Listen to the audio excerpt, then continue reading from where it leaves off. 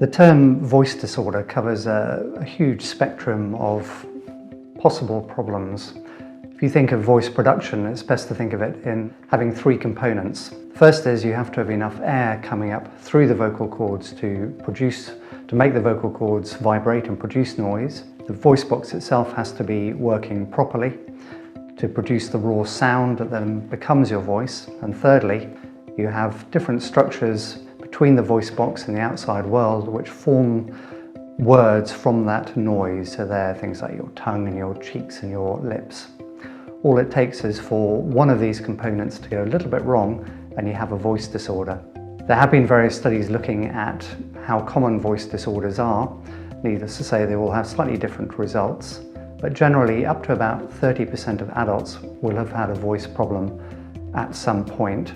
And at any one point, probably 6 to 7% of adults will have an ongoing problem with their voice. If you look at the elderly population, those numbers are higher, with up to about 50% of people having had a voice disorder. Certain subgroups as well have a higher proportion of voice disorders, and usually those are professional voice users and groups such as teachers in particular. So in modern society there is an increasing demand for oral communication in many occupations.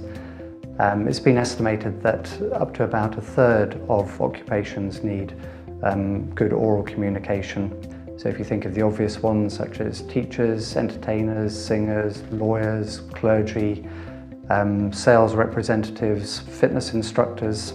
These people have to look after their voices. There are many things which can contribute to problems with the voice, such as poor acoustics, poor atmosphere, vocal load, which means how much they have to talk and how loud they have to talk and how long they have to talk for. If you think of some professions such as actors and singers, they will often have vocal coaching prior to starting, which means that they get lots of tips and help them with producing a good voice and keeping it in good condition, whereas many other occupations, such as teachers, often don't get any help at all and are just expected to go into a very variable environment and use their voice for prolonged periods of time. So often those professions will have more of an issue in terms of keeping their voice healthy. There are two reasons for seeing a doctor with a voice problem.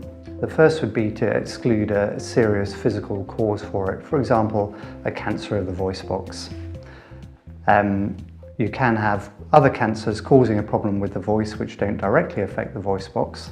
So for example, you can have tumours affecting the nerve which goes to the voice box or to the vocal cords, which can affect that nerve. And if that nerve is damaged, then the voice box doesn't work properly and you get a hoarse voice.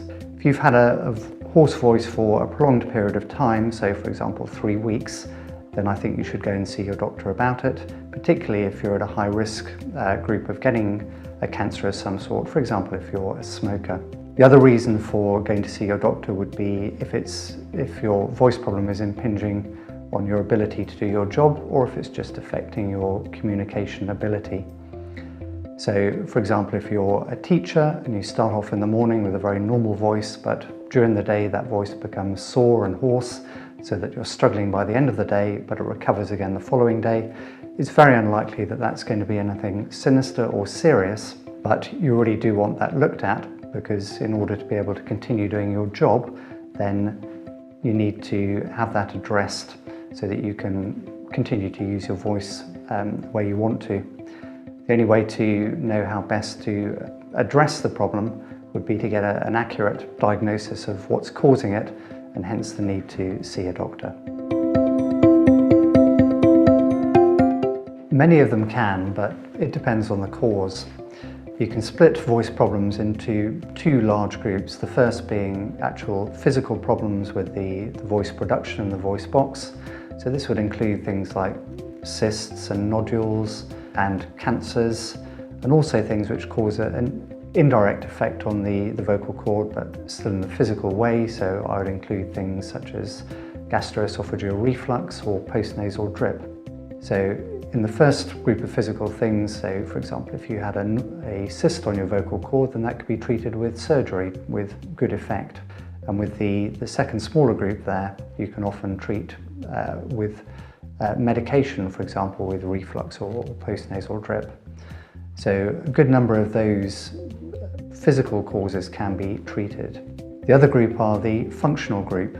So these again can be split into two groups. The first being muscle tension dysphonia, which is where you have a problem with your voice caused by overuse or overzealous use of your voice box. And the second group can be the psychogenic group, where you get problems with muscle balance within the voice box, often in response to stress or some other psychological disorder. Both of these groups often respond very well to voice therapy. This is split into two areas. The first is helping with general relaxation and well-being, and the second is coming up with specific exercises to relax the voice box and get the muscles working as they should be used. Needless to say, you'll only be able to effectively treat any of these with an accurate diagnosis.